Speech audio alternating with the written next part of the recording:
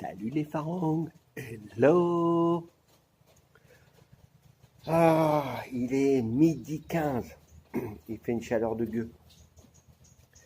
Mais de toute façon, qu'on soit à l'extérieur ou à l'intérieur, il fait pareil. Donc, j'ai décidé de me mettre dans l'Issan Lounge. Et derrière la French Touch, c'est un bar qui a jamais vu le jour, mais voilà. Et qui verra peut-être le jour un jour. On ne sait jamais.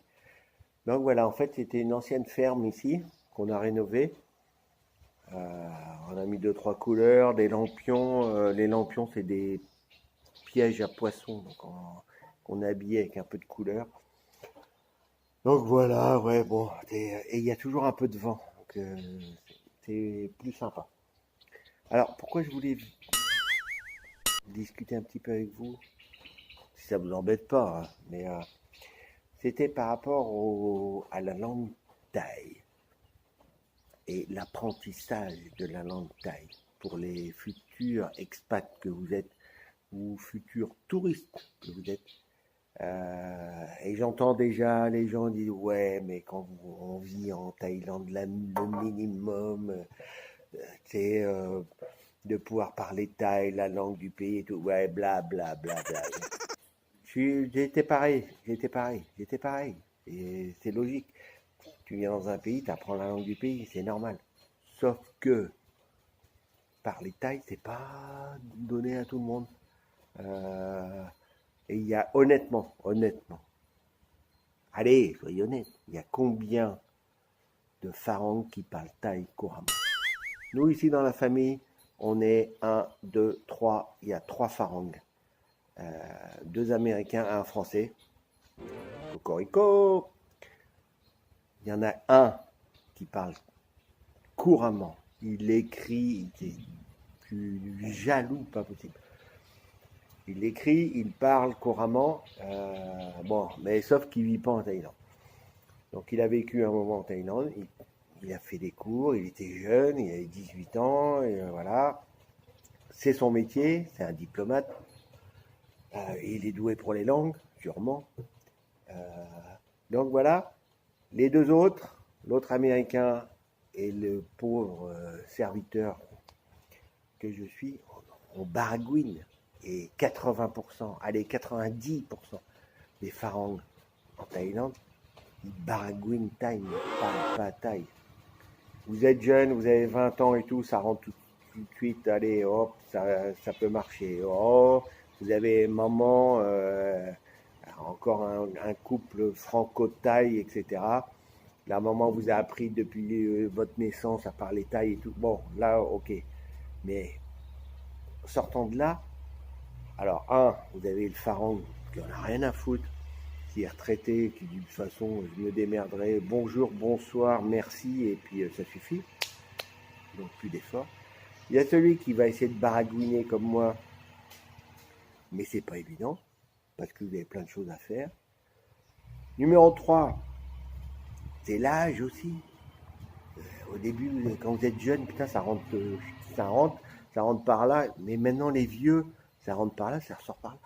Des fois, je me dis, putain, mais ça, je l'ai appris, tu t'en souviens pas. Donc, faut être honnête. Et donc, et de toute façon, vous resterez toujours un farang. Ça y est, vous pouvez vous faire brider les yeux, etc. Tu resteras tout le temps un farang, mon grand. Ne te fais pas d'illusions. Même si tu es marié avec une taille, parce qu'en fait, pour moi, c'est mon opinion. Après, personne n'est obligé de me croire. Mais j'ai pas l'impression qu'il soit super happy qu'on parle thaï couramment, qu'on comprenne thaï et qu'on s'intègre couramment. Parce qu'en fait, ils n'ont rien à foutre de notre gueule, en fait. Ils sont chez eux, les Farangs depuis Louis XIV. Ça a toujours été un peu... Les Farangs, ils ont toujours un petit peu une méfiance par rapport à cette catégorie. Alors, tu viens, tu dépenses ton pognon, ok. T'es marié avec une thaï, ok. Tu baragouines avec elle en thaï, en anglais, en français, ce que tu veux, en suédois, en danois, etc. Mais après, pour le reste, pour parler avec les autres gens,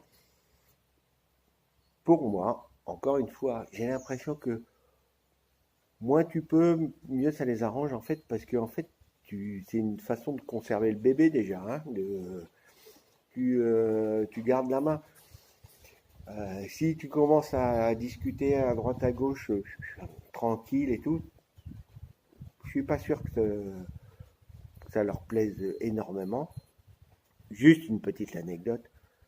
Donc, notre fameux beau-frère qui parle couramment, etc. Quand il vient ici en Thaïlande, là, tout le monde dit, oh putain, la grand-mère en premier. Waouh, ah ouais, il va faire gaffe à ce qu'on dit parce que l'autre, il comprend. Ah là, c'est même pas la peine, il comprend tout, tout, tout. Alors que les deux pauvres autres demeurés de beaux-frères, moi et mon autre beau-frère, qui comprenons à demi-mot, etc. Mais de toute façon, tu te roules dans la farine, tu n'es même pas la peine. Donc, il parle de trucs, voilà, tu vas entendre Farang d'un côté, etc. Mais tu sais même pas ce qu'il dit.